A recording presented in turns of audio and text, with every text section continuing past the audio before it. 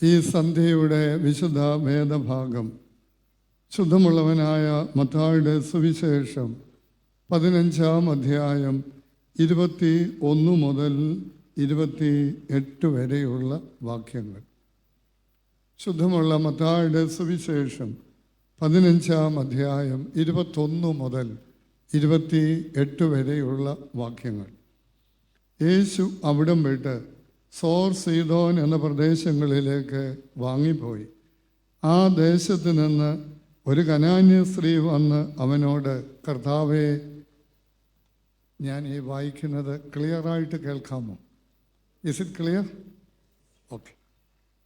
ഒരു കനാന്യ സ്ത്രീ വന്ന് അവനോട്, കർത്താവേ, ദാവീദ് പുത്ര, എന്നോട് കരുണ തോന്നണമേ, എൻ്റെ മകൾക്ക് ഭൂതോപദ്രവം കഠിനമായിരിക്കുന്നു എന്ന് നിലവിളിച്ചു പറഞ്ഞു. അവൻ അവളോട് ഒരു വാക്കും ഉത്തരം പറഞ്ഞില്ല. അവൻ്റെ ശിഷ്യന്മാർ അടുക്ക വന്ന്, അവൾ നമ്മുടെ പിന്നാലെ നിലവിളിച്ചു കൊണ്ട് വരുന്നു, അവളെ പറഞ്ഞയക്കണമേ എന്ന് അവനോട് അപേക്ഷിച്ചു. അതിന് അവൻ, യേശു തമ്പുരാൻ, ഇസ്രായേൽ ഗൃഹത്തിലെ കാണാതെ പോയ ആടുകളുടെ അടുക്കലേക്കല്ലാതെ എന്നെ അയച്ചിട്ടില്ല എന്ന് ഉത്തരം പറഞ്ഞു. എന്നാൽ അവൾ വന്ന്, കർത്താവേ, പറഞ്ഞാട്ടെ, എന്നെ സഹായിക്കണമേ എന്ന് പറഞ്ഞ് അവനെ നമസ്കരിച്ചു. അവനോ മക്കളുടെ അപ്പമെടുത്ത് നായ്ക്കുട്ടികൾക്ക് ഇട്ടുകൊടുക്കുന്നത് നന്നല്ല എന്ന് ഉത്തരം പറഞ്ഞു.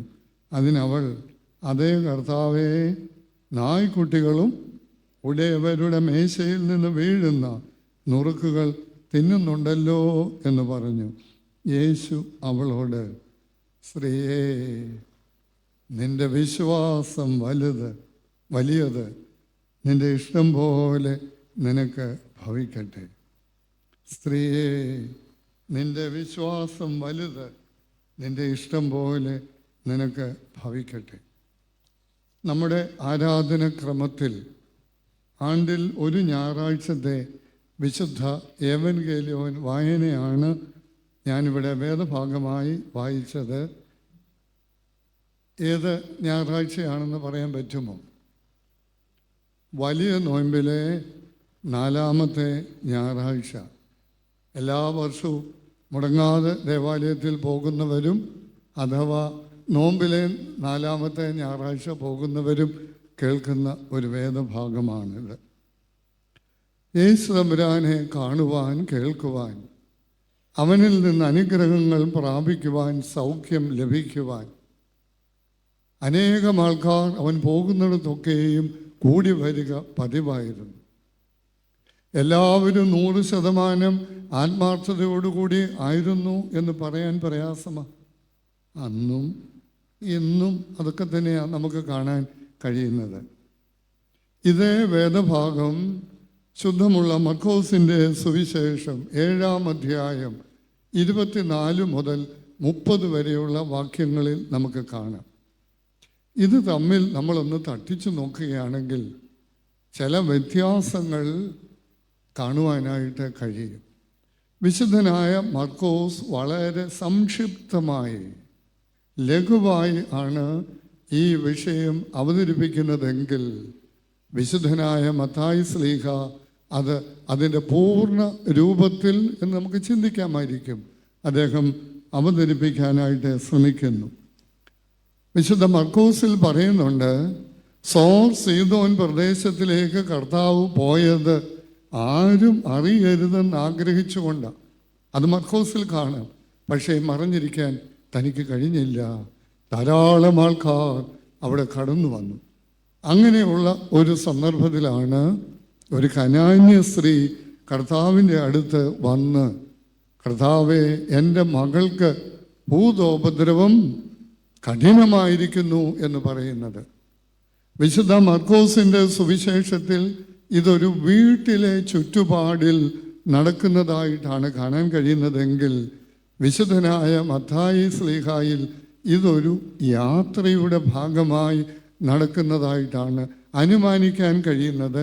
നേരിട്ട് പറയുന്നില്ല ഒരു യാത്രാവേളയിൽ എന്ന്, പക്ഷെ നമുക്ക് അനുമാനിക്കാം കാരണം കർത്താവിൻ്റെ അടുത്ത് ശിഷ്യന്മാർ വന്ന് പറയുന്നു, നമ്മുടെ പുറകെ നിലവിളിച്ചു കൊണ്ട് വരുന്ന ഇവളെ പറഞ്ഞയക്കണമേ എന്ന് പറയുമ്പോൾ അതൊരു യാത്രയുടെ ഭാഗമായി കാണാൻ കഴിയുന്നതാണ്. വിശുദ്ധനായ മത്തായി ശ്ലീഹ കനാന്യ സ്ത്രീ എന്ന് അവതരിപ്പിക്കുമ്പോൾ വിശുദ്ധനായ മർക്കോസ് അവതരിപ്പിക്കുന്നത് സീറോ ഫൊയ്നോക്യക്കാരി സ്ത്രീ എന്ന്. വേദപണ്ഡിതന്മാർ അഭിപ്രായപ്പെടുന്നു ഇത് രണ്ടും ഒരാൾ തന്നെ ആണ് എന്ന്. മല്ലപ്പള്ളിക്കാരി ഒരു ഓർത്തഡോക്സുകാരി എന്ന് പറയുന്നത് പോലെ ഉള്ളൂ. കനാന്യ സ്ത്രീ എന്ന് പറയുമ്പോൾ അവളുടെ ജാതി വംശീയതയുടെ അടിസ്ഥാനത്തിൽ അവളെക്കുറിച്ച് പറയുന്നു. മർക്കോസ് ആകട്ടെ ഏത് സ്ഥലത്ത് നിന്ന് ഉള്ളവൾ എന്ന് പറയുന്നു. വിശുദ്ധനായ മർക്കോസിൽ ഒറ്റ കാര്യം മാത്രമേ ഉള്ളൂ. അവൾ വന്ന് വിഷയം അവതരിപ്പിക്കുന്നു, മക്കളുടെ അപ്പമെടുത്ത് നായ്ക്കുട്ടികൾക്ക് കൊടുക്കുന്നത് വിഹിതമല്ല എന്നുള്ളത് മാത്രമേ കാണാൻ കഴിയുന്നുള്ളൂ. അപ്പോൾ അവൾ പറയുന്നുണ്ട്, നായ്ക്കുട്ടികളും യജമാനന്മാരുടെ മേശയിൽ നിന്ന് വീഴുന്ന നുറുക്കുകൾ കൊണ്ട്. എന്നാൽ വിശുദ്ധ മത്തായി ശ്ലീഹായിൽ അങ്ങനെയല്ല. ആദ്യം അവൻ ഒരു വാക്കും ഉത്തരം പറയുന്നില്ല. അപ്പോഴാണ് ശിഷ്യന്മാരുടെ ഒരു ഇടപെടൽ ഉണ്ടാകുന്നത്. നമ്മുടെ പുറകെ നിലവിളിച്ചു കൊണ്ടുവരുന്ന ഇവളെ പറഞ്ഞയക്കണമെന്ന്. അപ്പോൾ കർത്താവ് രണ്ടാമത് ഒരു വാക്കും പറയുന്നില്ല. പിന്നെ ഇസ്രായേൽ ഗ്രഹത്തിലെ കാണാതെ പോയ ആടുകളുടെ അടുക്കലേക്കല്ലാതെ എന്നെ അയച്ചിട്ടില്ല എന്ന് പറയുന്നു. അപ്പോൾ അവക്ക് കർത്താവേ എന്നെ സഹായിക്കണമേ എന്ന് പറഞ്ഞ് നമസ്കരിക്കുക.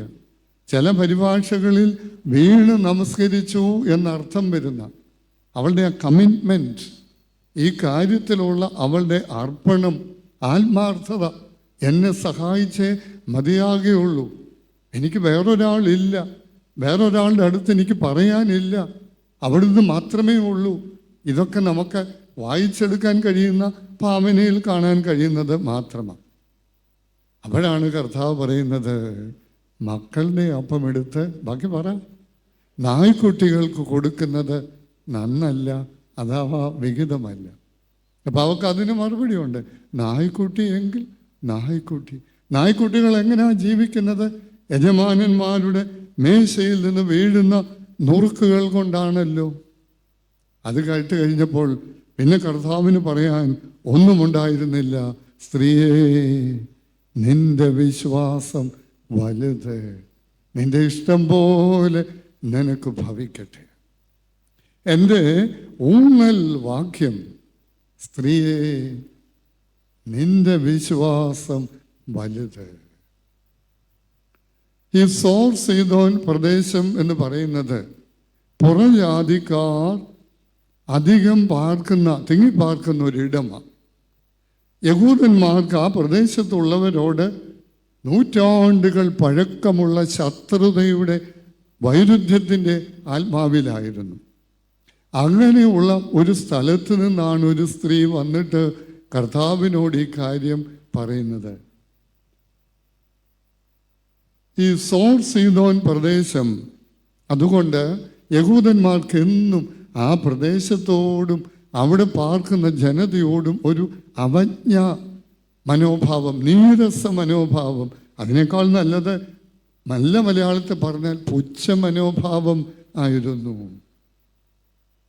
പക്ഷേ കർത്താവിന് ആ പ്രദേശത്തുള്ളവരോടൊരു അനുകമ്പയുണ്ടായിരുന്നു. ഉള്ളിൻ്റെ ഉള്ളിൽ അവരോടൊരു വാത്സല്യത്തിൻ്റെ ലാഞ്ചന ഉണ്ടായിരുന്നു. അതൊരു വേള കർത്താവ് പരസ്യമായിട്ട് വെളിപ്പെടുത്തി. കോരസീനേ, നിനക്ക് കഷ്ടം. ബത്സയിദേ, വേദവസ്ത്രം വല്ലപ്പോഴും വായിച്ചെങ്കിലേ പറയാൻ പറ്റൂ. കോരസീനേ, നിനക്ക് കഷ്ടം. ബത്സയിദേ, നിനക്ക് കഷ്ടം. നിന്നിൽ നടന്ന വീര്യപ്രവർത്തികൾ സോറിലും, കണ്ടില്ലേ എത്ര വ്യക്തമായിട്ടാ, സോറിലും സീദോനിലും നടന്നിരുന്നെങ്കിൽ അവർ പണ്ടേ തന്നെ രട്ടിലും വെണ്ണീറിലും ഇരുന്ന് മാനസാന്തരപ്പെടുമായിരുന്നു. എന്ന് മാത്രമല്ല, ന്യായവിധിയിൽ നിങ്ങളെക്കാൾ സോരനും സീദോനും സഹിക്കാവതാകും. ഞങ്ങളാണ് ദൈവത്തിൻ്റെ ജനം, ഞങ്ങൾ മാത്രമാണ് ദൈവത്തിൻ്റെ ജനം. ഇതിനപ്പുറത്ത് ആർക്കും രക്ഷയുടെ അനുഭവം ഉണ്ടാകുകയില്ല എന്ന് പൂർണ്ണമായി വിശ്വസിക്കുകയും തലമുറകളെ പഠിപ്പിച്ച് കൈമാറുകയും ചെയ്തുകൊണ്ടിരുന്ന യഹൂദജാതിയോടാണ് പറയുന്നത്, നിന്നിൽ നടന്ന വീര്യപ്രവർത്തികൾ സോരിലും സീദോനിലും നടന്നിരുന്നു എങ്കിൽ അവർ പണ്ടേ തന്നെ മാനസാന്തരപ്പെട്ട് രട്ടിലും വെണ്ണീറിലും ഇരിക്കുമായിരുന്നു. തീരുന്നില്ല, ന്യായവിധിയുടെ നാളിൽ നിങ്ങളെക്കാൾ സോരനും സീദോനും സഹിക്കാവതാകുമെന്നുള്ള അങ്ങനെയുള്ള ഒരു ചുറ്റുപാടിൽ നിന്നാണ്, അങ്ങനെയുള്ള സാമൂഹ്യ വ്യവസ്ഥിതിയുടെ ഒരു അന്തരീക്ഷ സാഹചര്യത്തിൽ നിന്നാണ് ഒരു സ്ത്രീ വന്ന് അവളുടെ മകൾക്ക് വേണ്ടി അപേക്ഷിക്കുന്നത്. കർത്താവ് അവളോട് പറയുന്നു, സ്ത്രീയെ, നിന്റെ വിശ്വാസം വലുത്. 3-ാം നൂറ്റാണ്ടിൽ വടക്കേ ആഫ്രിക്കയിൽ കാർത്തേജ് എന്ന് പറയുന്ന പട്ടണത്തിൻ്റെ ബിഷപ്പായിരുന്നു സിപ്രിയൻ. ആ പിതാവ് പഠിപ്പിക്കുന്നുണ്ട്, നാം ഓരോരുത്തരും ദൈവസന്നിധിയിൽ കൊണ്ടുവരുന്ന പാത്രത്തിൻ്റെ വലിപ്പമനുസരിച്ച ദൈവം കൃപ അനുഗ്രഹം തരുന്നത് എന്ന്.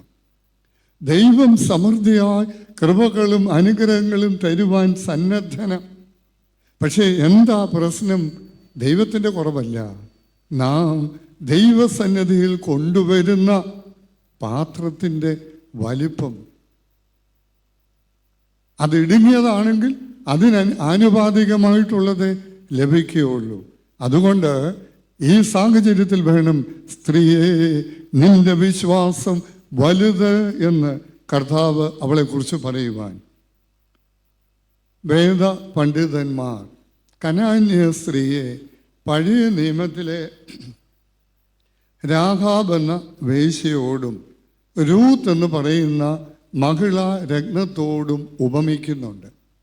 അതിൻ്റെ ഒരു കാരണം ഞാൻ തുടക്കത്തിൽ പറയാം, ബാക്കി പുറകെ പറഞ്ഞുകൊള്ളാം. രാഹാബ് എന്ന് പറയുന്ന വേശ്യയും രൂത്ത് എന്ന് പറയുന്ന വനിതയും മോവാബ്യ സ്ത്രീയാണ്. അവരുടെ പ്രതിസന്ധിയുടെ മൂർധന്യാവസ്ഥയിൽ കാലഘട്ടത്തിൽ ഇസ്രായേലിൻ്റെ ദൈവമായ യഹോവയിലാണ് ഈ രണ്ട് വനിതകൾ, രാഹാബ് എന്ന് പറയുന്ന സ്ത്രീയും രൂത്ത് എന്ന് പറയുന്ന സ്ത്രീയും, അഭയം തേടിയത്. അതുപോലെ കനാന്യ സ്ത്രീ, പുറജാതിക്കാരി സ്ത്രീ, പുതിയ ഇസ്രായേലിൻ്റെ രക്ഷകനാകുന്ന ക്രിസ്തുവിൽ അഭയം തേടി എന്നുള്ളത് കൊണ്ട് ഒന്നാമതായി ഈ കനാന്യ സ്ത്രീയെ പഴയ നിയമത്തിലെ രാഹാബ് എന്ന് പറയുന്ന വേശ്യയോടും രൂത്ത് എന്ന് പറയുന്ന മഹിളാ രത്നത്തോടും ഉപമിക്കുന്നു. 2-ാം നൂറ്റാണ്ടിൻ്റെ അവസാനം, 3-ാം നൂറ്റാണ്ടിൻ്റെ ആദ്യ പകുതിക്കുള്ളിൽ ജീവിച്ച ഒരു പ്രസിദ്ധനായ പ്രശസ്തനായ വേദവ്യാഖ്യാതാവായിരുന്നു അലക്സാൻഡ്രിയയിലെ ഒറിഗൻ എന്ന് പറയുന്ന ഒരാൾ. വലിയ വേദവ്യാഖ്യാനി ആയിരുന്നു. അലക്സാൻഡ്രിയൻ പാരമ്പര്യത്തിൽ വൈദികർക്കത് വേഗം മനസ്സിലാകും. ആലിഗോറിക്കൽ വേ ഓഫ് ഇൻ്റർപ്രിട്ടേഷൻ, തിരുവചനത്തെ അവർക്കൊരു മെത്തഡോളജി, ഒരു ശൈലി, ഒരു രീതി ശാസ്ത്രമുണ്ട്. ആലങ്കാരികമായി ആണ് തിരുവചനത്തെ അവർ വ്യാഖ്യാനിച്ചിരുന്നത്. അതായത് പരിചിതമല്ലാത്ത ഒന്നിനെ പരിചിതമായിട്ടുള്ള ഒന്നിനോട് താരതമ്യപ്പെടുത്തിക്കൊണ്ട് അതിനോട് ബന്ധപ്പെടുത്തിക്കൊണ്ട് ആശയങ്ങൾ അവതരിപ്പിച്ച് വേദത്തെ ജനങ്ങൾക്ക് മനസ്സിലാകുന്ന വിധത്തിൽ വ്യാഖ്യാനിക്കുന്ന ശൈലിയാണ് ആലിഗോറിക്കൽ അഥവാ ആലങ്കാരിക രൂപത്തിലുള്ള വേദവ്യാഖ്യാനം. അതിൻ്റെ ശക്തനായ ഒരു വക്താവായിരുന്നു ഒറിഗൻ. അദ്ദേഹം ഈ വേദഭാഗത്തെ വ്യാഖ്യാനിക്കുന്നത്, കനാന്യ സ്ത്രീ അമ്മയും അവൾ വന്ന് കർത്താവിനോട് അപേക്ഷിക്കുന്നത് മക്കളുടെ ഭൂതോപദ്രവം കഠിനമായിരിക്കുന്നു, അതിൽ നിന്നൊരു വിമോചനമാണ്. അദ്ദേഹത്തിൻ്റെ കാഴ്ചപ്പാടിൽ കനാന്യ സ്ത്രീ അമ്മ സഭയും. മകൾ ആ സഭയിലെ ഒരംഗവുമാണ്. ശാരീരിക ബന്ധത്തിൽ അമ്മയും മകളുമാണ്. പക്ഷേ അതിനെ ഒരു ആത്മീക തലത്തിലേക്ക് ഉയർത്തി ആലങ്കാരികമായി ഒറിഗൻ കാണാൻ ശ്രമിക്കുന്നത് അമ്മ സഭയും മകൾ. മനസ്സിലാവുന്നുണ്ടോ? നിങ്ങളുടെ ഇരിപ്പ് കണ്ടിട്ട് മകൾ ആ സഭയിലെ ഒരംഗവും. ഈ ഒരു ചുറ്റുപാടിൽ സ്ത്രീയെ നിന്റെ വിശ്വാസം വലുത് എന്നുള്ളത് വ്യാഖ്യാനിക്കുവാനായിട്ടാണ് ഞാൻ ആഗ്രഹിക്കുന്നത്. ആരുടെ വിശ്വാസമാണ് വലുത്? പോപ്പ് ഫ്രാൻസിസ് ചുരുങ്ങിയ കാലമേ ഉണ്ടായിരുന്നുള്ളൂ എങ്കിലും അദ്ദേഹത്തിൻ്റെ വ്യത്യസ്തമായ ജീവിത ശൈലിയും വ്യത്യസ്തമായ വാക്കുകളും കൊണ്ട് മുഴുവൻ ലോകത്തിൻ്റെയും ശ്രദ്ധയും ആദരവും പിടിച്ചു പറ്റിയ ഒരു ക്രൈസ്തവ സഭ മേലധ്യക്ഷനായിരുന്നു പോപ്പ് ഫ്രാൻസിസ്. അദ്ദേഹം പറയുന്നു, ട്രൂ ഫെയ്ത്ത് ഈസ് ഡിമാൻഡിങ്. ശരിയായ വിശ്വാസം എന്ന് പറയുന്നത് ഡിമാൻഡിങ്. എന്തുവാ ഡിമാൻഡ് ചെയ്യുക? ആവശ്യപ്പെടുക, നിർബന്ധിക്കുക, പ്രേരിപ്പിക്കുക, ചില കാര്യങ്ങൾ ചെയ്യുവാൻ നമ്മളെ ഉത്തേജിപ്പിക്കുക, അഥവാ കർമ്മ നിരതരാക്കി തീർക്കുക എന്നുള്ളത്. അപ്പം വിശ്വാസം എന്ന് പറയുന്നത് കേവലം ഭൗതിക തലം കൊണ്ടോ അല്ലെങ്കിൽ ചില ധാരണ കൊണ്ടോ ഒതുങ്ങുന്നില്ല.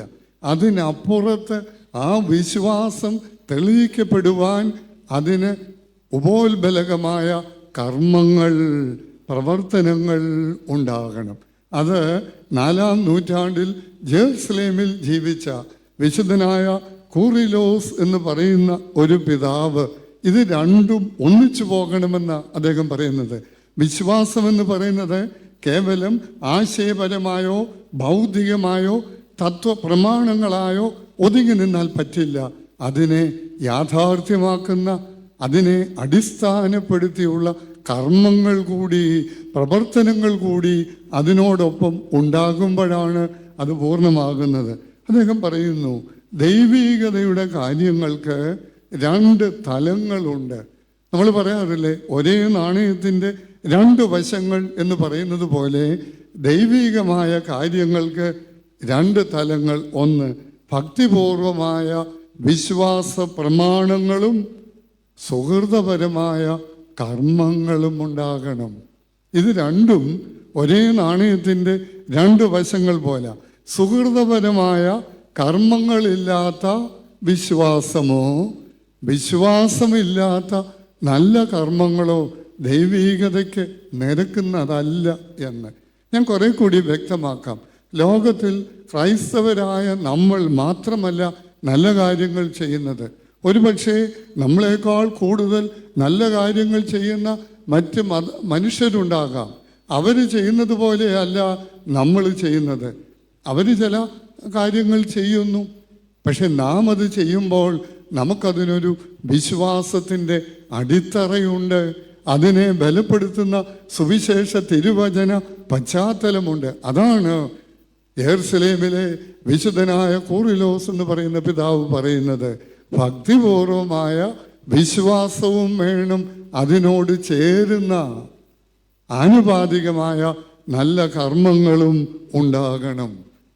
അങ്ങനെയെങ്കിൽ ആരുടെ വിശ്വാസമാണ് വലുത് എന്ന്? ഒന്ന്, ഞാൻ കനാന്യ സ്ത്രീയിലേക്ക് വരികയാണ്.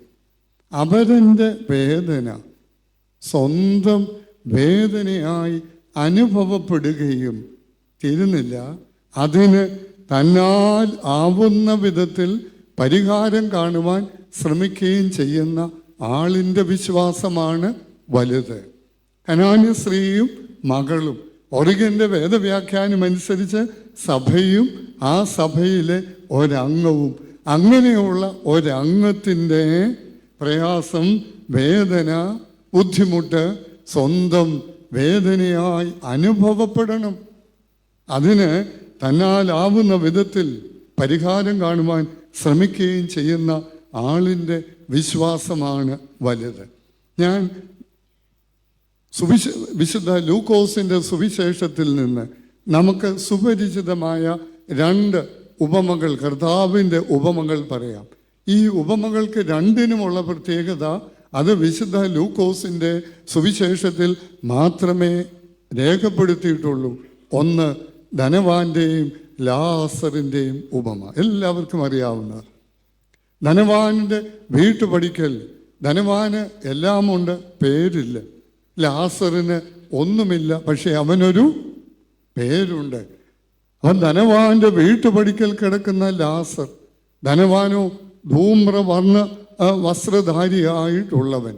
അവൻ്റെ വീട്ടുപടിക്കലാ ലാസർ കിടക്കുന്നത്, വ്രണബാധിതനായി. ആ ലാസറിൻ്റെ വ്രണങ്ങളിൽ വന്ന് നക്കുന്ന നായ്ക്കൾ. എന്തായിരുന്നു ധനവാന് ലാസറിനോടുള്ള മനോഭാവം?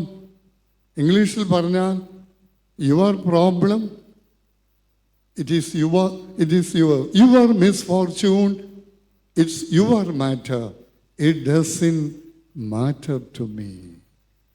നിന്റെ ദൗർഭാഗ്യകരമായ അവസ്ഥ നിന്റെ വിഷയം, അത് എൻ്റെ വിഷയമല്ല. ഇവിടെയാണ് നായ്ക്കൾ വന്നിട്ട് ഈ വ്രണം നക്കി വൃത്തിയാക്കുന്നത്.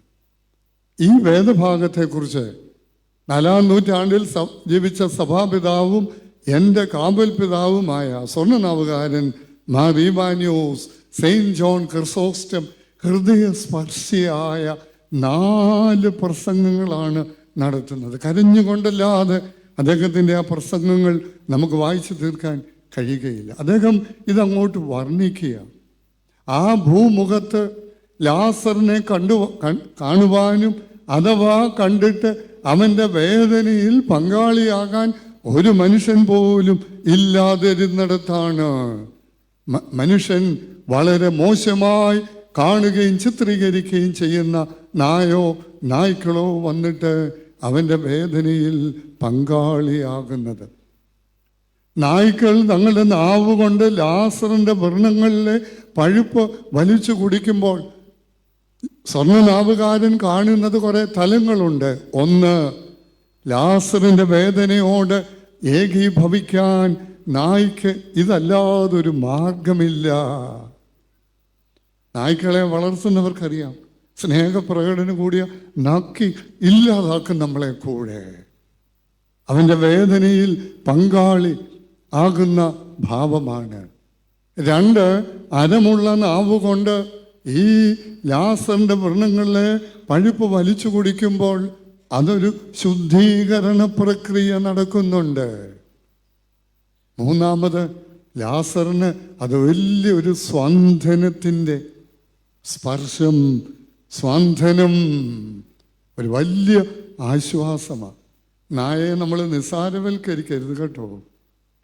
നമുക്കറിയാം, മന്നിനായ TJ ജോഷുവ അച്ഛൻ ദിവംഗതനാകുന്നിടം വരെ ഞായറാഴ്ചകളിൽ ഇന്നത്തെ ചിന്താവിഷയം എഴുതിക്കൊണ്ടിരുന്നത് അച്ഛനായിരുന്നു. അച്ഛന് ശേഷം പലരും കൈവച്ച പലർക്കും മുന്നോട്ട് പോകാൻ കഴിയാതെ ഇട്ടിട്ട് പോയി. ഇപ്പോൾ രോഹിണി തിരുനാൾ എന്ന് പറയുന്ന ഒരാളാണ് എഴുതുന്നത്. കുറേ ഞായറാഴ്ചകൾക്ക് മുമ്പ് അദ്ദേഹം എഴുതിയത് നെപ്പോളിയൻ ബോണപ്പാർട്ട്, കേട്ടിട്ടുണ്ടല്ലോ, വാട്ടർലൂ യുദ്ധമൊക്കെ നടത്തിയ നെപ്പോളിയനും ഒരു നായുമായിട്ടുള്ളൊരു അനുഭവം അദ്ദേഹം എഴുതി. ഒരു യുദ്ധക്കളത്തിൽ നെപ്പോളിയൻ യുദ്ധക്കളത്തിൽ വീണ് കിടക്കുന്ന, മുറിവേറ്റ് കിടക്കുന്ന പട്ടാളക്കാരെയും മരിച്ചു കിടക്കുന്ന പട്ടാളക്കാരെയും കാണാൻ ഇത് ഇടകലർന്ന് കിടക്കുക. അദ്ദേഹം ഇങ്ങനെ വരുമ്പോൾ ഒരു മൃതശരീരത്തിൻ്റെ അടുത്തിരുന്ന് കൂടെ നാവുകൊണ്ട് ആ മൃതശരീരത്തെ നക്കി സ്നേഹം പ്രകടിപ്പിക്കുന്ന ഒരു നായും, അത് കഴിഞ്ഞാൽ ഉടനെ ഒരു ദീന രോധനത്തിലിടുന്ന ഇടലും. ഇത് കുറേ നേരത്തേക്ക് തുടർന്നു കൊണ്ടിരിക്കുന്നു. ഇത് കണ്ടിട്ട് സ്തബ്ധനായി, അദ്ദേഹം എഴുതിയിരിക്കുന്നതാ, സ്തബ്ധനായി നെപ്പോളിയൻ അവിടെ നിന്നു.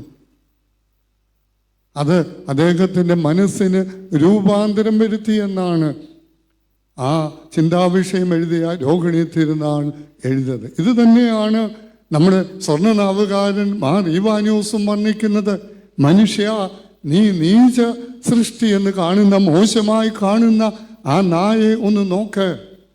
മനുഷ്യത്വം എന്ന് പറയുന്നത് മനുഷ്യന്റെ സ്വഭാവമാണ് എങ്കിൽ ഒരു മനുഷ്യൻ പോലും തിരിഞ്ഞു നോക്കാൻ ഇല്ലാതിരുന്നിടത്ത് നായ്ക്കൾ, മനുഷ്യ നീ പുച്ഛമായി കാണുന്ന ദൈവ സൃഷ്ടിയായ നായ്ക്കൾ മാത്രമായിരുന്നു ലാസറിന്റെ വേദനയിൽ പങ്കാളിയാകാനുണ്ടായിരുന്നത്. എന്നിട്ട് അദ്ദേഹം ചോദിക്കുക, ഇനിയും ശ്രോതാക്കളോട് ഇനിയും നിങ്ങൾ പറയൂ, ആർക്കാണ് മനുഷ്യത്വം? മനുഷ്യനോ മൃഗത്തിനോ? അവരൻ്റെ വേദന, your misfortune is your matter, അതെനിക്ക് വിഷയമേ അല്ല, നീ അനുഭവിച്ചു. പക്ഷെ നായ്ക്ക് അതല്ലായിരുന്നു. ഇത് ഞങ്ങളുടെ കൂടെ വിഷയമാണെന്ന് ബൗദ്ധികമായിട്ടല്ല, അതിൽ നിന്നുള്ള വ്യാഖ്യാനങ്ങളാണ്. പക്ഷേ അതിനത് തയ്യാറായി. ഇത് തന്നെയാണ് നല്ല ശമരിയാക്കാരൻ്റെ ഉപമ. ലൂക്കോസ് മാത്രമേ പറയുന്നുള്ളൂ. ക്രിസ്തുവിൻ്റെ കാരുണ്യഭാവങ്ങൾ അധികവും രേഖപ്പെടുത്തിയിരിക്കുന്നത് വിശുദ്ധനായ ലൂക്കോസ്. അതുകൊണ്ട് ചില വേദ പണ്ഡിതന്മാർ ലൂക്കോസിനെ, സുവിശേഷത്തെ ദ ഗോസ്പൽ ഓഫ് കമ്പാഷൻ, കാരുണ്യത്തിൻ്റെ സുവിശേഷം എന്ന് വിശേഷിപ്പിക്കുന്നത് ഇതുപോലെയുള്ള കാര്യങ്ങൾ എഴുതിയത് ലൂക്കോസ് മാത്രമായതുകൊണ്ട്. രണ്ടാമത് നല്ല ശമരിയാക്കാരൻ്റെ ഉപമ നോക്കൂ പ്രിയമുള്ളവരെ. പുരോഹിതനും രണ്ടാമത് ലേവ്യനും മതത്തിൻ്റെ പ്രതീകങ്ങളാണ്, മതനേതൃത്വമാണ്. അവർക്കുള്ള മനോഭാവം ഇത് തന്നെയായിരുന്നു. വഴിയരികെ വീണ് കിടക്കുന്നവനോട് ആരുടെയും പേര് പറയുന്നില്ല. എന്തിനാ പേര് പറയാതിരിക്കുന്നതാ? പലപ്പോഴും പല കാര്യങ്ങളും മനസ്സിലാക്കാൻ നല്ലതെന്ന് ചിന്തിക്കാറുണ്ട്. പേരിൽ കഥയൊന്നുമില്ല പ്രിയരെ. ചില സമയത്ത് ഡിപ്പെൻസ്. പുരോഹിതനും ലേവ്യനും വന്നു. നിന്റെ ദൗർഭാഗ്യകരമായ അവസ്ഥ നിന്റേത്, നീ അനുഭവിച്ചു.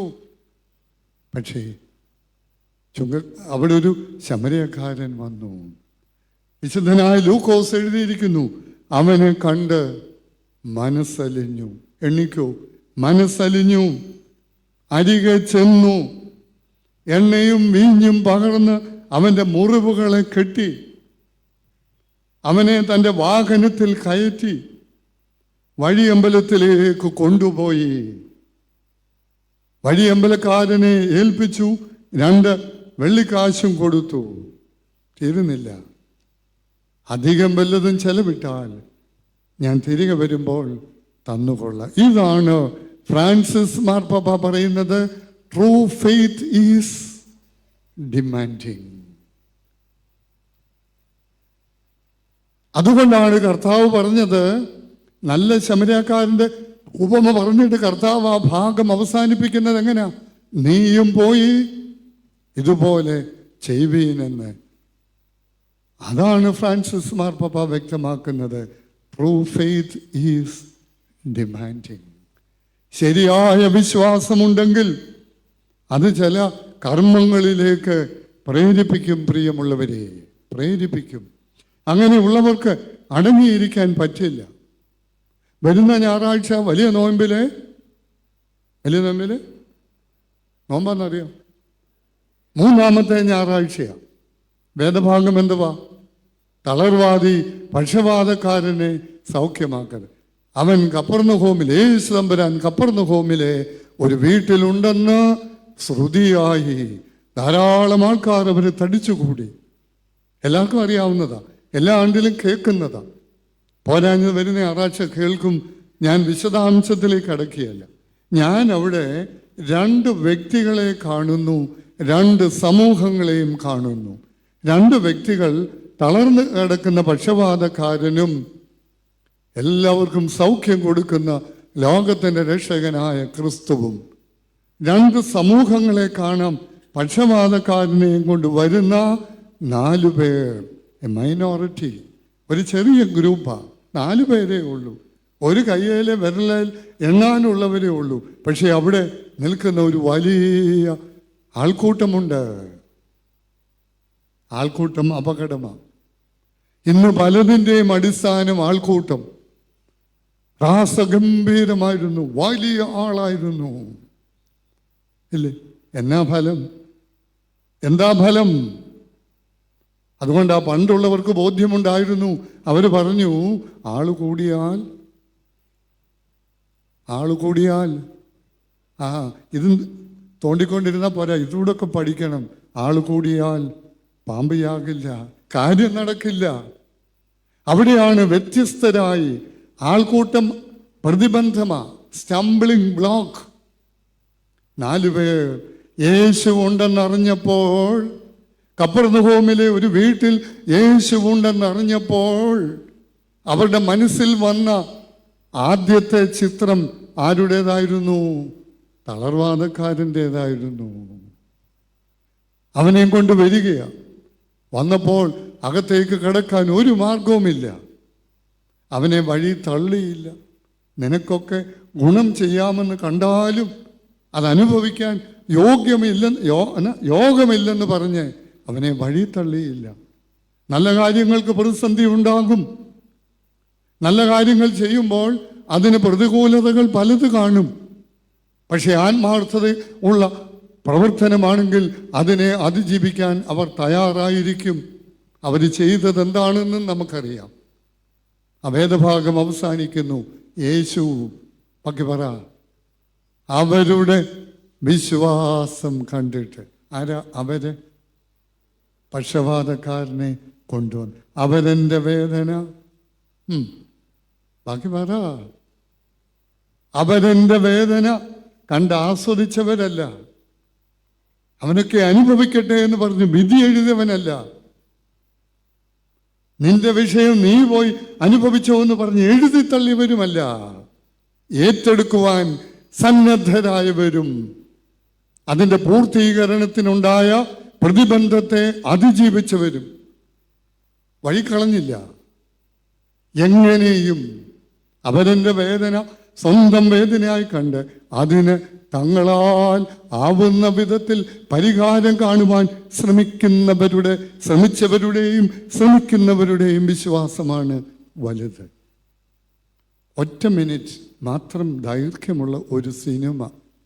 തിരുമേനി സിനിമ കാണുമോ എന്ന് ചോദിച്ചാൽ ഞാൻ സിനിമ കാണാറില്ല, കാണുകയുമില്ല. പക്ഷേ ഇത് എനിക്കൊരാൾ അയച്ചു തന്നതാണ്. ഒറ്റ മിനിറ്റേ ഉള്ളൂ. വാട്സാപ്പിൽ അവരുടെ അടിക്കുറിപ്പും ഉണ്ടായിരുന്നു. തിരുമേനി ഇത് നിർബന്ധമായും ഒന്ന് കാണണേ എന്ന് പറഞ്ഞ്. ഒറ്റ മനുഷ്യനും അഭിനയിക്കാത്ത, ഒരു മനുഷ്യൻ്റെയും ശബ്ദവും ഇല്ലാത്ത, ലോകത്തിലെ ഏറ്റവും നല്ല സിനിമകൾക്കുള്ള ഓസ്കാർ അവാർഡ് കിട്ടിയ ചലച്ചിത്രം. ഒറ്റ മിനിറ്റേ ഉള്ളൂ. പക്ഷേ ഞാനത് പറഞ്ഞു വരുമ്പോൾ 1 മിനിറ്റിൽ ചിലപ്പം കൂടിപ്പോകും. അതെൻ്റെ പ്രാപ്തിയില്ലായ്മയെന്ന് കണ്ടാൽ മതി. ഒരു വണ്ട്, ചുവന്ന വണ്ട്, നമ്മുടെ ഈ തെങ്ങൊക്കെ കുത്തിക്കളയുന്ന ഒരു ജീവിയുണ്ടല്ലോ, എന്നാ പേര് വിളിക്കുന്നത്? അത് തന്നെ, ചെല്ലി. അത്രയും ഇല്ല, അതിൻ്റെ 1/4 വലിപ്പമുള്ള ഒരു ചുവന്ന വണ്ട്. വിക്കിപീഡിയ ലേഡി ബഗ് എന്നാണ് അതിന് പേര് കൊടുത്തിരിക്കുന്നത്. ചുവന്നിരിക്കുന്നത് കൊണ്ടാണോ എന്നും അറിയത്തില്ല. അതൊരു കല്ലിലിരിക്കുക. അത് നോക്കിയപ്പോൾ ഒരല്പം അകലെ മറ്റൊരു വണ്ട് നിലത്ത് തലകീഴായി കിടന്ന് കൈകാലിട്ടടിക്കുന്നു. ഈ തലകീഴായി കിടന്ന് കൈയും കാലും ഇട്ട് അടിക്കുന്ന വണ്ടൊന്നും നേരെയാകാൻ കുറേ ശ്രമിക്കുന്നുണ്ട്, ഒന്നും നടക്കുന്നില്ല. കണ്ട വണ്ട് നേരെ പറന്നതിൻ്റെ അടുത്ത് ചെന്നു. ഇപ്പം ഈ ഫോട്ടോഗ്രാഫർമാരൊക്കെ ഉപയോഗിക്കുന്ന ഡ്രോൺ എന്ന് പറയുന്ന ഒരു സൂത്രമുണ്ടല്ലോ, അതുപോലെ ചെന്ന വണ്ട് തലകീഴായി കിടന്ന് കൈകാലിട്ടടിക്കുന്ന വണ്ടിൻ്റെ മുകളിൽ ഇങ്ങനെ വട്ടമിട്ട് കുറേ കറങ്ങിയിട്ട് ഹെലികോപ്റ്റർ ലാൻഡ് ചെയ്യുന്നത് പോലെ നേരെ തലകീഴായി കിടന്ന് കൈകാലിട്ടടിക്കുന്ന വണ്ടിൻ്റെ മുകളിലോട്ട് ലാൻഡ് ചെയ്ത് എന്നിട്ട് ചെന്ന വണ്ടിൻ്റെ കൈകളും കാലുകളും നീട്ടിക്കൊടുത്തു. കിട്ടിയ അവസരം പ്രയോജനപ്പെടുത്താൻ കൈകാലിട്ടടിക്കുന്ന വണ്ട് ഈ കൈകളിലും കാലിലും പിടിച്ചു കയറാൻ ശ്രമിക്കുന്നുണ്ട്. ശ്രമമല്ലാതെ ഒന്നും നടക്കുന്നില്ല, ഒരു കാര്യവും നടക്കുന്നില്ല. സഹായിക്കാൻ വന്ന വണ്ട് വന്നതുപോലെ അങ്ങ് പോയി. ഞാൻ ഓർത്തു അങ്ങ് പോയതാണെന്ന്. പോയതാ, പക്ഷേ അങ്ങ് പോയതല്ല. പിന്നെ കാണുന്ന എന്താണെന്നറിയാമോ? 5-6-7 വണ്ടുകൾ ഇരിക്കുന്നിടത്തോട്ട് ഈ വണ്ട് ചെല്ലുന്നു. ഏത് വണ്ട? ഈ വണ്ടെന്ന് പറഞ്ഞാൽ ഈ മെയിൽ, ഈ ടോയ്ലറ്റ് എന്നൊക്കെ പറയുന്ന പോലാണോ ഈ വണ്ട്? ചുമന്ന വണ്ട്, സഹായിക്കാൻ പോയ വണ്ട്. എങ്ങനെ ആശയവിനിമയം നടത്തിയെന്നും പറഞ്ഞു ഫലിപ്പിക്കാൻ പ്രാപ്തിയില്ല പ്രിയരെ. ചൊല്ലിടുന്നു. പിന്നെ കാണുന്നത് അവിടെ ഇരിക്കുന്ന എല്ലാ വണ്ടുകളെയും കൂടെ വിളിച്ചുകൊണ്ട് വരിക. നമ്മുടെ ഭാഷയിൽ പറഞ്ഞാൽ പോയ വണ്ടിൻ്റെ പ്രധാന കാർമ്മികത്വത്തിലോ നേതൃത്വത്തിലോ അവിടെ ഇരുന്ന എല്ലാ വണ്ടുകളും കൂടി ഒന്നിച്ചു പറന്നു വരുന്നു. വന്ന വണ്ടുകൾ എല്ലാം കൂടി തലകീഴായി കിടന്ന് കൈകാലിട്ടടിക്കുന്ന വണ്ടിൻ്റെ അടുത്തുള്ള ഒരു കുഞ്ഞു ചെടി, ആ ചെടിയുടെ ഒരു ഇലയിൽ ഇതുങ്ങൾ എല്ലാം കൂടി ഇരിക്കുന്നു.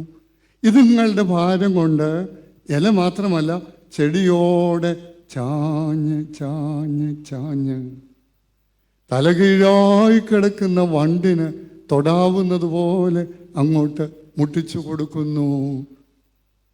തലകീഴായി കിടന്ന് കൈകാലിട്ടടിക്കുന്ന വണ്ട് ആ ഇലയ്ക്ക് ഒരല്പം അരം കൂടി ഉണ്ടതുകൊണ്ടായിരിക്കാം ആ ഇലയിൽ പിടിച്ച് കയറുന്നു.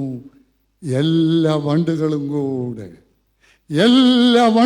കൂടെ ഒന്നിച്ചു പറന്നു പോകുന്നു.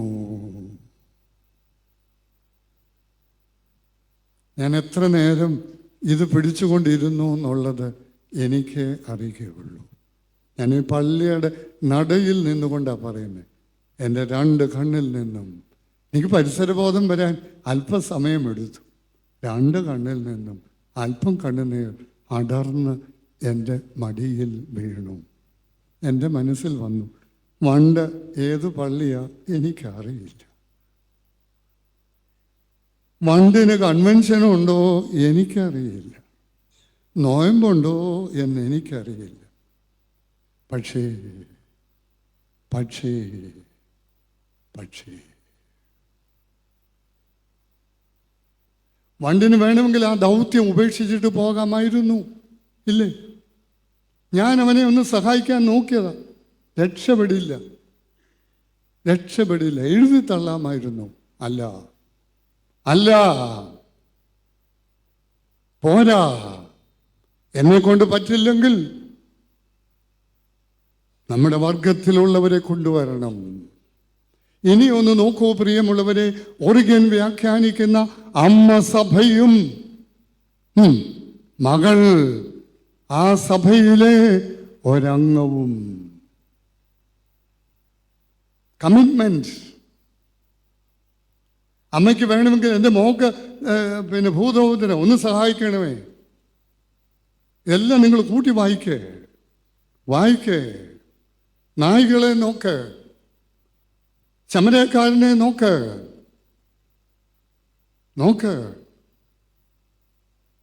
വണ്ടുകളെ നോക്ക്, അതിന് നേതൃത്വം കൊടുത്ത വണ്ടിനെ നോക്ക്. എൻ്റെ കണ്ണ് നിറയാനുള്ള കാരണം എന്താണെന്നറിയാമോ? ഈ ഒരു കാഴ്ചപ്പാട് ഇന്നത്തെ സഭയ്ക്ക് നഷ്ടപ്പെടുന്നു. ആരാ സഭ? നിങ്ങൾ പറയും തിരുമേനിയും ബാവായും ആ സഭ. ഞാൻ പറയും വി ആർ ദ ചർച്ച്. നമുക്ക് വേദശാസ്ത്രപരമായി ക്രിസ്തുവിൻ്റെ ശരീരമാണ്. അതുകൊണ്ടാണ് പറയുന്നത് church is the merciful face of God the Jesus the Xavier.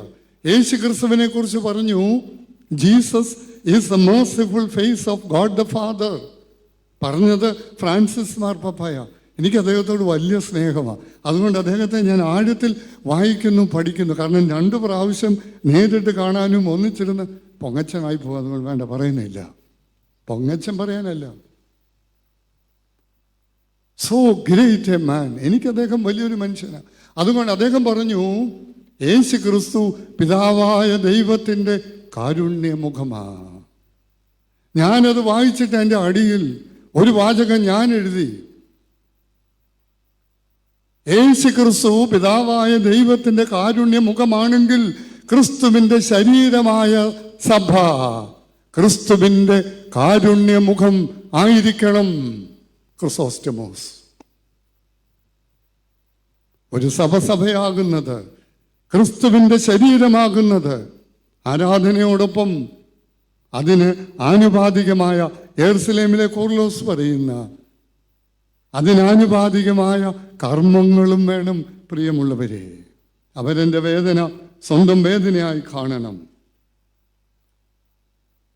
ഞാൻ പറഞ്ഞു, കനാന്യ സ്ത്രീയെ പഴയ നിയമത്തിലെ രാഹാബ് എന്ന വേശ്യയോടും രൂത്ത് എന്ന് പറയുന്ന മഹിളാ രത്നത്തോടും ഉപമിക്കുന്നുണ്ട്. ഒരു കാരണം ഞാൻ പറഞ്ഞു. രണ്ടാമത്തെ കാര്യം, അത് ഈ രണ്ടാമത്തെ ഒരു ആശയമാണ്. Risking on life for the good of others. മറ്റുള്ളവരുടെ നന്മയ്ക്ക് വേണ്ടി സ്വന്തം ജീവിതത്തെ അപകടപ്പെടുത്തുന്നവരുടെ വിശ്വാസമാണ് വലുത്. ചാരുകസേരയിൽ കാല് നീട്ടിയിരുന്ന് കയ്യിലൊരു കപ്പ് കാപ്പിയും മൊബൈലിൽ ഞാൻ വിളിച്ച് പറഞ്ഞിട്ടുണ്ട് കേട്ടോ. അല്ല, സ്വന്തം ജീവിതത്തെ അപകടപ്പെടുത്തി വെല്ലുവിളികൾ ഏറ്റെടുത്ത് മറ്റുള്ളവരുടെ നന്മയ്ക്ക് വേണ്ടി പ്രവർത്തിക്കുന്നവരുടെ വിശ്വാസമാണ് വലുത്. നമുക്കൊരു പാട്ടുണ്ടല്ലോ, വരുന്നതെന്തും വരട്ടെന്നല്ലാതെ എനിക്ക് പാടില്ല, എന്തും വരട്ടെ. പക്ഷേ അതായിരുന്നു ആ 4 പക്ഷപാതക്കാരനെയും കൊണ്ട് വന്നവരുടെ മനോഭാവം, ആറ്റിറ്റ്യൂഡ് അതായിരുന്നു, വിശ്വാസവും അതായിരുന്നു. കനാന്യ സ്ത്രീ 1, അന്നത്തെ സാമൂഹ്യ ചുറ്റുപാടിൽ വ്യവസ്ഥിതിയിൽ അവരൊരു സ്ത്രീ ആയിരുന്നു. 2, അവളൊരു പുറജാതിക്കാരി സ്ത്രീ ആയിരുന്നു. അങ്ങനെയുള്ള ഒരു സ്ത്രീക്ക് സ്വതന്ത്രയായി യഹൂദന്മാരുടെ കൂട്ടത്തിൽ കടന്നു വരുവാൻ നിയമം അനുവദിക്കാത്തിടത്താണ് വെല്ലുവിളികൾ ഏറ്റെടുത്തുകൊണ്ട് തന്നെ വരുന്ന അപകടം എന്തുമാകട്ടെ ഞാൻ സഹിച്ചു കൊള്ളാമെന്നുള്ള പൂർണ്ണ വിശ്വാസത്തിൽ അതിനുവേണ്ടി ഇറങ്ങിപ്പുറപ്പെട്ടത്. ഇത് തന്നെയായിരുന്നു രാഹാബ് എന്ന് പറയുന്ന വേശ്യ എന്ന് പറയുന്ന സ്ത്രീ. വേദപുസ്തകത്തിൽ രാഹാബിനെ കുറിച്ച് പറയുന്നിടത്തെല്ലാം വേശ്യ എന്നുള്ള ഒരു പദപ്രയോഗം കൂടിയുണ്ട്. അതുകൊണ്ട് ഞാൻ പറയുന്നതാണ്. വേദപുസ്തകത്തിൽ 14 ഭാഗത്താണ് വേശ്യ എന്ന മുദ്ര കുത്തിയ ആ സ്ത്രീയെക്കുറിച്ച് പരാമർശിച്ചിരിക്കുന്നത്. അവളുടെ ചരിത്രം നമുക്ക് കാണാൻ കഴിയുന്നത് യോശുവ ദീർഘദർശിയുടെ പുസ്തകം 2-ാം അധ്യായത്തിലാണ്. കനാൻ നാട് ഒറ്റുനോക്കുവാൻ യോശുവ 2 ചാരന്മാരെ അയക്കുന്നു. അവരെ രാഹാബ് എന്ന് പറയുന്ന സ്ത്രീ അവളുടെ വീട്ടിൽ ഉൾക്കൊള്ളുന്നു, സ്വീകരിക്കുന്നു. 2 ചാരന്മാർ രാഹാബ് എന്ന് പറയുന്ന വേശ്യയുടെ വീട്ടിൽ വന്നിട്ടുണ്ടെന്ന് രാജാവിന് അറിവ് കിട്ടുന്നു. രാജാവ് ആളിനെ വിടുന്നു. ഗൗരവം മണത്തറിഞ്ഞ സ്ത്രീ അവരെ ഒളിപ്പിക്കുന്നു തൻ്റെ വീട്ടിൽ. രാജാവ് വിട്ട ആൾക്കാരെ സ്വീകരിച്ചിട്ട് പറഞ്ഞു, അവരിങ്ങനെ 2 പേര് വന്നിരുന്നു. സന്ധ്യയ്ക്ക് മുമ്പേ പട്ടണത്തിൻ്റെ ഗേറ്റ് വാതിൽ അടയ്ക്കുന്നതിന് മുമ്പേ അവരിവിടുന്ന് പോയി, അങ്ങോട്ട് പോയതേ ഉള്ളൂ. നിങ്ങൾക്ക് ചിലപ്പം പുറകെ പോയാൽ പിടിക്കാമായിരിക്കും. ഭോഷന്മാർ അത് കേട്ട് പുറകെ പോയി. ഈ സ്ത്രീ ഈ 2 ചാരന്മാരെ തൻ്റെ വീടിൻ്റെ കിളിവാതിലൂടി ഇറക്കി വിട്ടു. പക്ഷെ ഒരു കാര്യം പറഞ്ഞു, നിങ്ങൾ ഈ രാജ്യം പിടിക്കും. വലതുഭാഗത്തെ കള്ളൻ കർത്താവിനോട് പറഞ്ഞു, നീ രാജ്യത്തെ പ്രാപിച്ചു വരുമ്പം എന്നെയും ഓർക്കണമേ. അതിന് സമാനമായിട്ടാണ് കേട്ടോ ഈ രാഹാബ് എന്ന് പറയുന്ന സ്ത്രീ പറഞ്ഞു, നിങ്ങൾ ഈ പട്ടണം പിടിക്കും, ഒരു സംശയവുമില്ല. അന്ന് എന്നെയും എൻ്റെ കുടുംബത്തെയും കൂടി ഒന്ന് ഓർക്കണമേ എന്ന് പറഞ്ഞു. അതിന് എങ്ങനെയാ തിരിച്ചറിയാൻ? ഒരടയാളം, ചുമന്ന ഒരു ചരട്. ഈ ചുവപ്പിൻ്റെ അടയാളം എന്താണെന്നൊന്നും ചോദിക്കരുത്. അവളുടെ ആ വീടിൻ്റെ കട്ടളപ്പടിമേൽ കെട്ടിയിട്ടിരുന്നു. റിസ്കിങ് ഓൺ ലൈഫ്, സ്വന്തം ജീവിതത്തെ അപകടപ്പെടുത്തിക്കൊണ്ട് തന്നെയാണ് അവൾ ഇതിന് മുതിർന്നിറങ്ങിയത്. പക്ഷേ അതിൽ അവൾ ചെയ്യുന്ന കാര്യത്തിൽ അവൾക്ക് ബോധ്യമുണ്ടായിരുന്നു, സമർപ്പണമുണ്ടായിരുന്നു. അവളെക്കുറിച്ച് എബ്രായ ലേഖനത്തിലുണ്ട്, യാക്കോബ് ശ്ലീഹ പറയുന്നുണ്ട്. ഇതെല്ലാം അവൾ ചെയ്ത കർമ്മത്തെ വാഴ്ത്തി പുകഴ്ത്തുകയാണ്. അതുകൊണ്ട് അവർ കനാൻ നാട് പിടിച്ചെടുത്തു. അവളും കുടുംബവും രക്ഷപ്പെട്ടു. തീരുന്നില്ല, കർത്താവിൻ്റെ വംശാവലിയിൽ രാഹാബ് എന്ന് പറയുന്ന സ്ത്രീയുടെ പേരുമുണ്ട്. പ്രിയമുള്ളവരെ, സമൂഹം എഴുതി തള്ളിയവരാ. ഏറ്റവും മോശമെന്ന് മുദ്ര കുത്തപ്പെട്ടവളാ. അതുകൊണ്ടാ തിരുവചനം പറയുന്നത്, മനുഷ്യൻ പുറമേ ഉള്ളത് നോക്കുന്നു, ദൈവമോ ഹൃദയത്തെ നോക്കുന്നു. കർത്താവിൻ്റെ വംശാവലിയിൽ 5 സ്ത്രീകളുടെ പേരേ ഉള്ളൂ. അത് 4 പേരും അന്നത്തെ പഴയ നിയമത്തിൽപ്പെട്ടവരാ. കന്യക മറിയാമിനെ പുതിയ നിയമത്തിലാക്കുകയാണെങ്കിൽ അമ്മയും പഴയതിൻ്റെ തുടർച്ച കൂടിയാണല്ലോ. 5 പേര് വനിതാരത്നങ്ങൾ. അതിലൊന്ന് താമാർ, 2 രാഹാബ്, 3 ഊരിയാവിൻ്റെ ഭാര്യ എന്നേ പറയുന്നുള്ളൂ, ബേർശബ എന്ന് പറയുന്നില്ല. ഞാൻ ഓർഡർ ഒന്ന് തിരുത്തിയാ പറയുന്നത്. ഈ 3 പേർക്കും നല്ല സാക്ഷ്യ ചരിത്രം ലോകത്തിന് മുമ്പിൽ ഉള്ളവരല്ലായിരുന്നു. പക്ഷേ പിന്നെ 4-മത് രൂത്ത്, 5-മത് വിശുദ്ധ അമ്മ.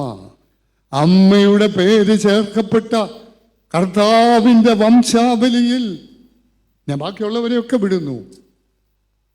രാഹാബ് എന്ന് പറയുന്ന ഒരു സ്ത്രീ ഉണ്ടായിരുന്നു. സ്വന്തം ജീവിതത്തെ അപകടപ്പെടുത്തി മറ്റുള്ളവർക്ക് നന്മ ചെയ്യാൻ തയ്യാറാകുന്നവരെ സ്വർഗം കാണുന്നുണ്ട്. പ്രിയമുള്ളവരെ, സ്വർഗം കാണുന്നുണ്ട്. സമൂഹം എഴുതി തള്ളിയേക്കും. അതുകൊണ്ട് കർത്താവ് പറഞ്ഞു, ഒരു പാനപാത്രം വെള്ളം മതി, കൂടുതലൊന്നും വേണ്ട. ഒരു ഗ്ലാസ് പച്ചവെള്ളം.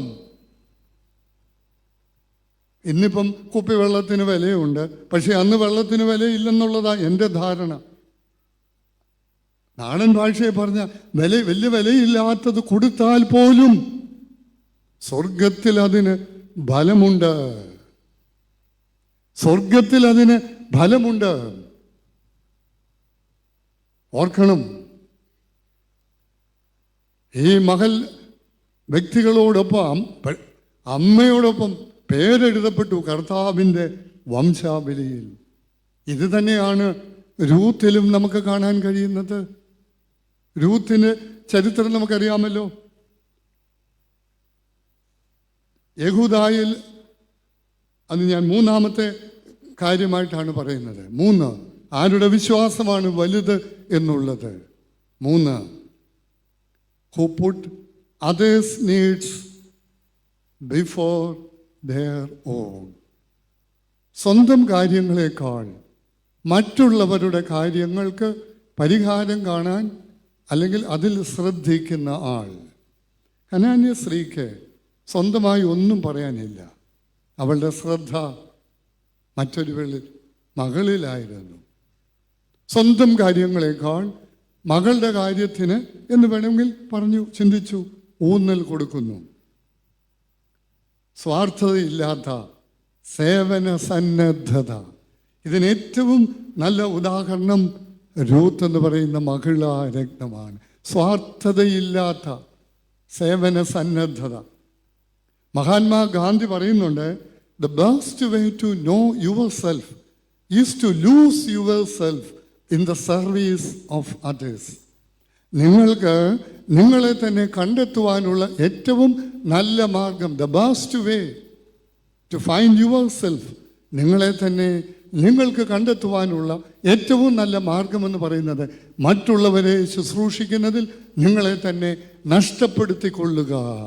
അങ്ങനെ നഷ്ടപ്പെടുത്തിയ ഒരാളായിരുന്നു രൂത്ത്. ചരിത്രം നമുക്കറിയാം. എലിമലേക്ക് നവോമി, ദേശത്തിൽ ക്ഷാമം വന്നു, മോവാബിൽ ചെല്ലുന്നു. 2 ആൺമക്കൾ, മകളോനും ഗില്യോനും. 2 മോവാബ് സ്ത്രീകളെ ഭാര്യമാരായിട്ടെടുക്കുന്നു. ഓർഫയും. ലൈവ് ഉള്ളതുകൊണ്ട് ഞാൻ ചോദ്യങ്ങൾ ചോദിക്കുന്നില്ല, ലോകം മുഴുവൻ കണ്ടുകൊണ്ടിരിക്കുക നമ്മുടെ മഹത്വം. ഓർഫയും രൂത്തും. ആദ്യം എലിമലേക്ക് മരിക്കുന്നു, 2 മക്കളും മരിക്കുന്നു. നവോമി എന്ന് പറയുന്ന സ്ത്രീയും 2 മരുമക്കൾ ഓർഫയും രൂത്തും അവശേഷിക്കുന്നു. അപ്പോൾ സ്വന്തം നാട്ടിൽ ക്ഷാമമൊക്കെ മാറിയെന്ന് നവോമി എങ്ങനെയോ അറിഞ്ഞു. 2 പെൺമക്കളെയും വിളിച്ചിട്ട് പറഞ്ഞു, മക്കളെ, ഞാൻ എൻ്റെ നാട്ടിൽ തിരികെ പോവുകയാണ്. നിങ്ങളുടെ ഉറ്റവരും ഉടയവരും ഒക്കെ ഇവിടെയല്ലേ, നിങ്ങൾ ഇവിടെ തന്നെ താമസിക്കുക. ഇനി അഥവാ നിങ്ങൾ എൻ്റെ കൂടെ വന്ന് എൻ്റെ നാട്ടിൽ വന്ന് ഞാനൊരു പുനർവിവാഹം ചെയ്ത് എനിക്ക് മക്കളുണ്ടായാൽ അവർക്ക് നിങ്ങളെ വിവാഹം കഴിക്കാനുള്ള പ്രായമൊന്നും ഒക്കില്ലല്ലോ. അന്നത്തെ അതിന് വകുപ്പുണ്ട്. അപ്പം ഓർഫ ആദ്യമൊക്കെ ഒന്ന് ചിണുങ്ങിയൊക്കെ പറഞ്ഞെങ്കിലും രണ്ടാമതൊന്നുകൂടി പറഞ്ഞപ്പോൾ ഓർഫ പിന്മാറി. രൂത്തോ പിന്മാറിയില്ല. രൂത്ത് പറയുന്ന മറുപടി, സമ്മർദ്ദം അവളുടെ മേൽ ഉണ്ടായിട്ടും രൂത്ത് നവോമിയോട് പറയുന്ന മറുപടി, അതിന് രൂത്ത്, നിന്നെ വിട്ടുപിരിവാനും നിന്റെ കൂടെ വരാതെ മടങ്ങിപ്പോകുവാനും എന്നോട് പറയരുതേ. നീ പോകുന്നിടത്ത് ഞാനും പോരും, നീ പാർക്കുന്നിടത്ത് ഞാനും പാർക്കും. ഇന്നതിൻ്റെ പ്രസക്തിയൊക്കെ നിങ്ങൾ ശ്രദ്ധിക്കണം, നിങ്ങളൊന്ന് കേൾക്കണം. ഒരു മരുമകൾ അമ്മായിയമ്മയോട് പറയുന്ന,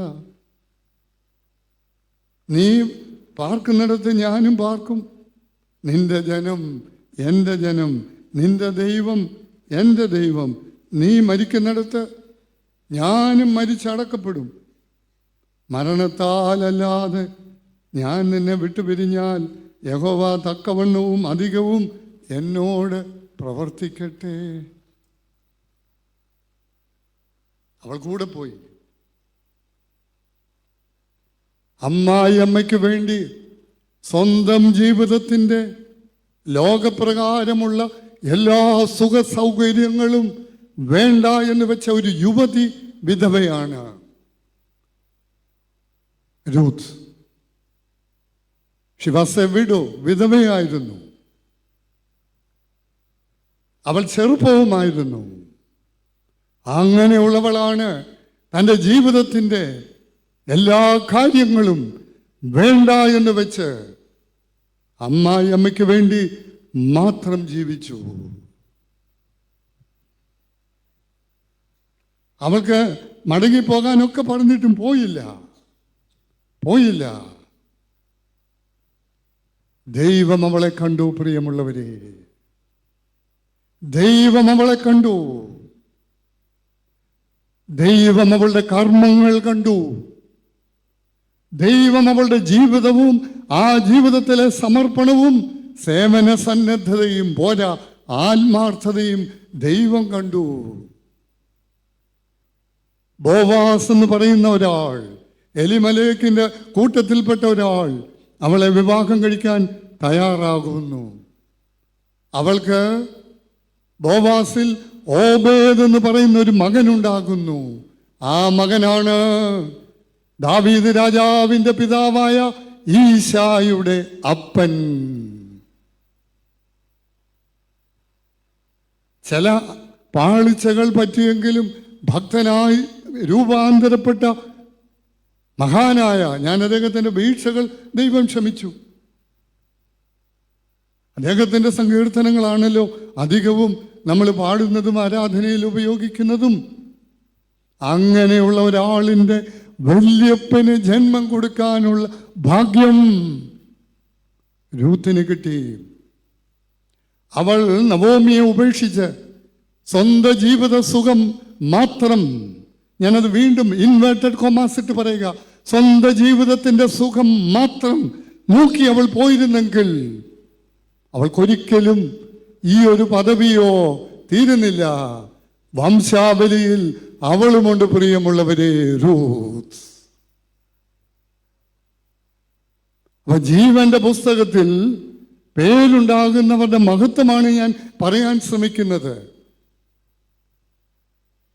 പേരുണ്ടാകണമെങ്കിൽ ത്യാഗമുണ്ടാകണം, സേവന മനോഭാവം ഉണ്ടാകണം. ഇന്നത്തെ തലമുറയ്ക്ക് അത് മനസ്സിലാകുന്നില്ല. We are living for our own matters. ഞങ്ങളുടെ കാര്യങ്ങൾക്ക് വേണ്ടി ഞങ്ങൾ ജീവിക്കുന്നു എന്ന് ചിന്തിക്കുന്ന തലമുറയെ. രൂത്തിനെ നോക്ക്, ദൈവം അവളെ മാനിച്ചു.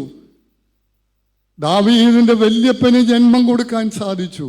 ലോകപ്രകാരമുള്ള സ്ഥാനവും മനുഷ്യതമ്പുരാന്റെ വംശാവലിയിൽ പേരും ചേർക്കപ്പെട്ടു. ഈ ലോകത്തിലും മഹത്വത്തിലും മാനിക്കപ്പെട്ടു. ആരുടെ വിശ്വാസമോ ഇല്ലത്? എൻ്റെ ആവശ്യങ്ങളെക്കാൾ മറ്റുള്ള ഒരാളിൻ്റെ ആവശ്യത്തിന് മുൻഗണന കൊടുക്കുന്നവൾ. കനാന്യസ്ത്രീയെ നോക്ക്. 4 ജീവിതത്തിൽ എന്തെല്ലാം പ്രയാസങ്ങളും പ്രതിസന്ധികളും വിഭാവനം ചെയ്യാൻ കഴിയാത്ത പ്രശ്നങ്ങളുണ്ടായാൽ പതറി തകർന്നു പോകാതെ പിടിച്ചു നിൽക്കുന്നവരുടെ വിശ്വാസമാണ് വലുത്. ആദ്യം ഒരു വാക്കും പറഞ്ഞില്ല, പിന്നെയും നിരുത്സാഹപ്പെടുത്തല, മൂന്നാം പ്രാവശ്യവും രക്ഷയില്ല. പക്ഷെ അവൾ തകരുന്നില്ല, പിന്മാറുന്നില്ല. വിളിച്ചവൻ വിശ്വസ്തൻ. അതിന് ഏറ്റവും നല്ല ഒരു ഉദാഹരണമാണ് ഇപ്പോൾ മലയാളക്കരയിൽ വായിച്ചു കൊണ്ടിരിക്കുന്ന കമ്പിളിക്കണ്ടത്തിലെ കൽഭരണികൾ എന്ന് പറയുന്ന പുസ്തകം. മാർത്തോമാ സഭയിലെ ഒരു വൈദികനാണ് എനിക്കിത് പരിചയപ്പെടുത്തി തന്നത്. തിരുമേനി പുസ്തകം വായിച്ചോ? ഇല്ല അച്ഛാ, തിരുമേനി ഒന്ന് വായിക്കണം. ഞാൻ ഉടനെ തന്നെ CSSൽ നമ്മുടെ അരമനയിൽ കൂടെ നിൽക്കുന്ന ഒരാളെ വിട്ടു. അന്നും പിറ്റേ ദിവസം കൊണ്ട് ഞാൻ വായിച്ചു. ഞാൻ കരഞ്ഞാണ് ആദ്യോടന്തം ഈ പുസ്തകം ഞാൻ വായിച്ച് തീർത്തത്. ഞാൻ ഈ വർഷം പോയിടത്തെല്ലാം ഈ പുസ്തകം ഞാൻ പരിചയപ്പെടുത്തി. എനിക്ക് പുസ്തകത്തിന് വിൽപ്പനയില്ല, കമ്മീഷനില്ല.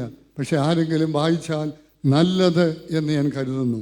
പ്രതിസന്ധികളിൽ തളർന്നു പോകാതെ വിളിച്ചവൻ വിശ്വസ്തനാണെന്നുള്ള ബോധ്യത്തിൽ പറക്കമുറ്റാത്ത 4 കുഞ്ഞുങ്ങളെയും കൊണ്ട് ജീവിച്ച ഒരമ്മ, ഭർത്താവ് ഉപേക്ഷിച്ചു പോയപ്പോൾ പറക്കമുറ്റാത്ത 4 മക്കൾ, 3 പെൺമക്കളും, ലാലി, ജെസ്സി, ബിന്ദു, ബാബു എന്ന് പറയുന്ന 3 പെൺമക്കളെയും ഒരു മകനെയും കൊണ്ട് ജീവിച്ച ഒരമ്മ.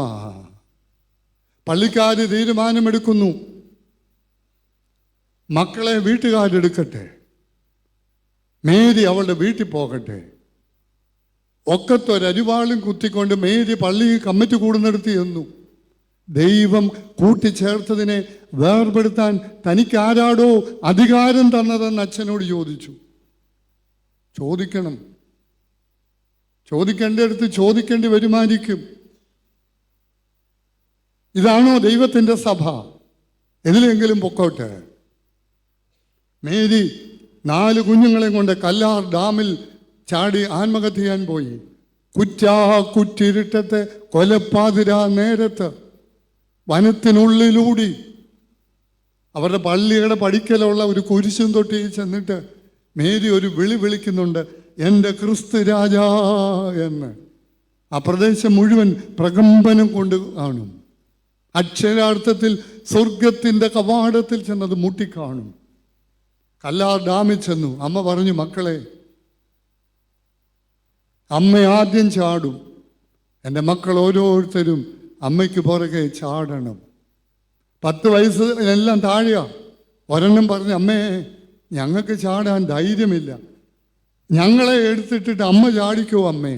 മക്കളെ, നിങ്ങളെ എടുത്തെറിയാൻ അമ്മയ്ക്ക് ത്രാണിയില്ല മക്കളെ. ഒരു മകൾ പറഞ്ഞു, അമ്മേ, ഇവിടെ അല്ലേ ഉള്ളൂ നമ്മളെ അറിയുന്നവർ, നമുക്ക് അക്കരയ്ക്ക് പോകാം അമ്മേ, നമ്മെ അറിയാത്തവരാണല്ലോ, നമുക്ക് ഭിക്ഷയെടുത്ത് ജീവിക്കാം അമ്മേ. ഇത് കേട്ട മേരി കോഴി കുഞ്ഞുങ്ങളെ തൻ്റെ ചിറകും കീഴിൽ ചേർക്കുന്നത് പോലെ 4 എണ്ണത്തിനെയും ചേർത്ത് വഴിഞ്ഞു മുറുക്കി വീണ്ടും കൊലപ്പാതിരാ നേരത്ത് പറക്കമുറ്റാത്തതിനെ കൊണ്ട് തിരികെ വരുന്നു. മേരി കൂലിപ്പണിക്ക് പോയി. 4 മണിക്ക് എഴുന്നേക്കും. ആദ്യം പ്രാർത്ഥന, കണ്ണുനീരിൽ കുതിർന്ന പ്രാർത്ഥന. കുഞ്ഞുങ്ങളെ കൂടെ വിളിച്ചിരുത്തി. സിമെന്റ് കരിങ്കല്ല് ചുമക്കാൻ പോയി, സിമെന്റ് ലോഡ് ഇറക്കാൻ പോയി. യൂണിയൻകാർ തടഞ്ഞു.